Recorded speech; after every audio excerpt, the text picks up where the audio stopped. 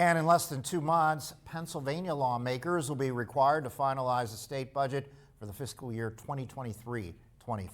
Now today, advocates for clean water were in Harrisburg, and they were pushing for more funding in the upcoming budget. Erie News Now state capitol correspondent in Harrisburg, Brendan Scanlon, is joining us live to break down what they're asking for. And Brendan, how it could impact Lake Erie, even Presque Isle. What did you find out? Good evening.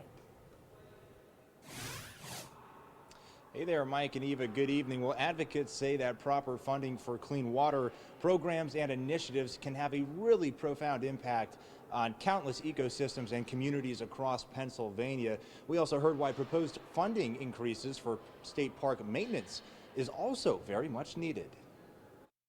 I think Presque Isle is very much connected to our cultural identity, our history, our economic identity as a region, and definitely helps define who we are as Erieites. Clean water advocate Jenny Tompkins hopes proposed funding increases for state park and forest maintenance and infrastructure in Governor Shapiro's budget will head to the most popular state park. Presque Isle State Park is hopefully going to get a nice and fair share chunk of the $112 million that was outlined. In addition to state parks, Tompkins says promoting the health and vitality of watersheds like Lake Erie is paramount. But healthier watersheds starts with Pennsylvania's 86,000 miles of waterways and tributaries and the programs that protect them, like the Clean Streams Fund, the first dedicated fund for clean water. And what the Clean Streams Fund does is actually tackle the three largest sources of water pollution in Pennsylvania: acid mine drainage, agriculture, and urban stormwater runoff. And there's no additional appropriation for that fund this year. The fund was created in last year's budget with $220 million American Rescue Plan dollars, but recurring funding levels for it are uncertain.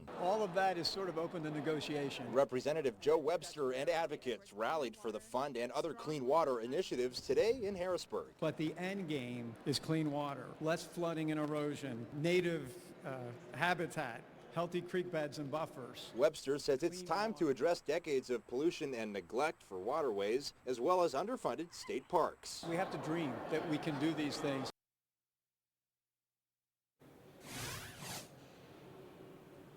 And now advocates also say that state agencies like the Department of Environmental Protection and the Department of Conservation and Natural Resources need more funding to help promote some of those healthier waterways, watersheds, and even state parks like Presque Isle.